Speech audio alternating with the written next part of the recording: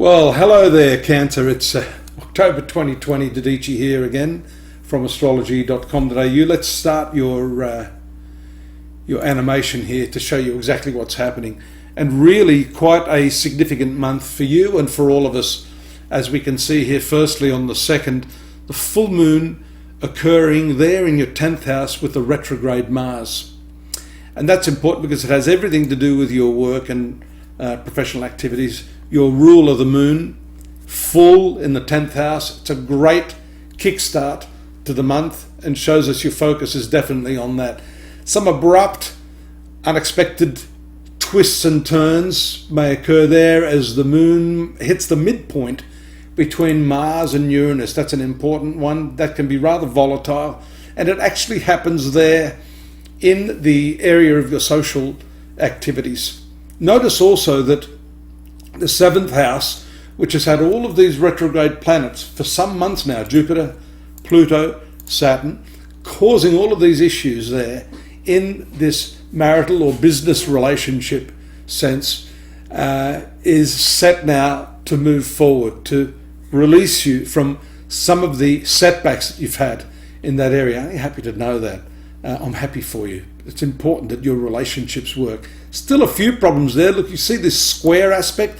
The red lines here you see forming are what we call the challenges. The blue lines are different aspects, sextile, trine, which show an easy relationship between these planets and what they rule. I'm not going to be able to cover every single detail here, but you can see, for example, that hard aspect of the moon to Jupiter, Pluto, Saturn is not particularly good for your relationships around the 11th and the 12th. Here we see it moving into a challenging aspect to Uranus in your finance sector on the 12th and 13th. And that again shows some problems or maybe some unexpected bills or something happens that you hadn't accounted for in terms of your finances. I'm trying to think of what else is going on here. Keep your eye here around the 14th and 15th. Mercury, planet of loss, planet of expense, stationary there on the 14th and then moving retrograde. It's interesting that that occurs just as the moon is making its way through here into the connection with Venus, which rules your profitability sector and your home sector.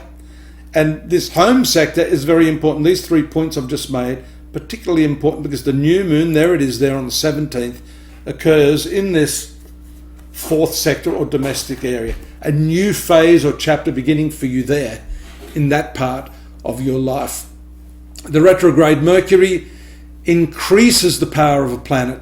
So here we said that it rules your expenses, losses. You have to be very, very careful. It can also indicate that enemies, secret enemies by the way, the 6th house, which we see here, the moon moving through around the 20th, brings those secret enemies out into the open, especially there. We see the favourable influence to the position of Mars. So a few things happening there, particularly with your expenses and this new phase beginning in your domestic sphere.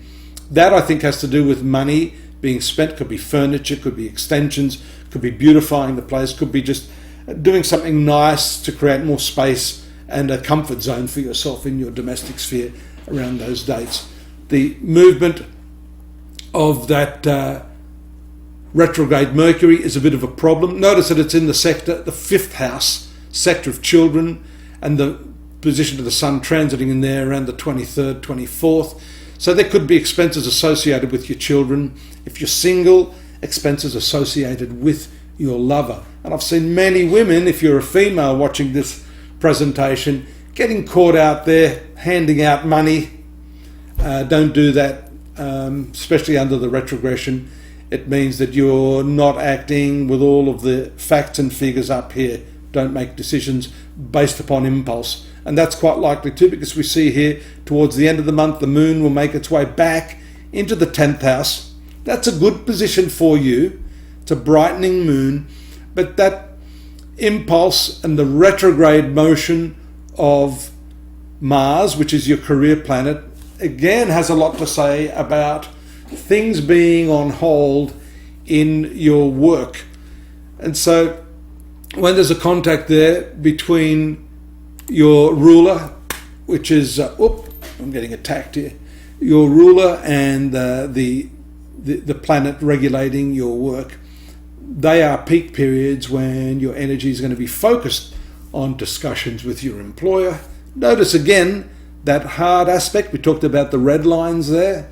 The hard aspect here to Jupiter. I'd be suggesting you just contain yourself a little bit.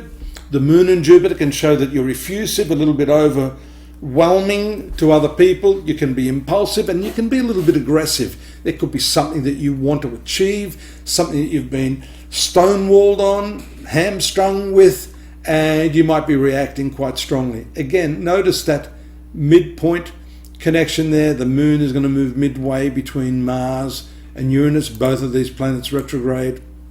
Still a lot of retrograde planets in the picture at this time, as you can see. So what that generally means is you've got to go back and just think through things a lot more clearly rather than jumping the gun. I'm going to see you here next month, I hope. In the meantime, don't forget to subscribe. Drop me a note if you've got any technical questions. If you need a reading, I'll show you exactly where to go and we can have a face-to-face. Instead of me talking to millions, it'll be you and you only from your particular birth horoscope.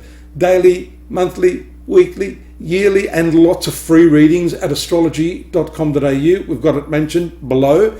Click there and you can get all that information till your heart's desire is full. See you again next month. Stay safe. Bye-bye.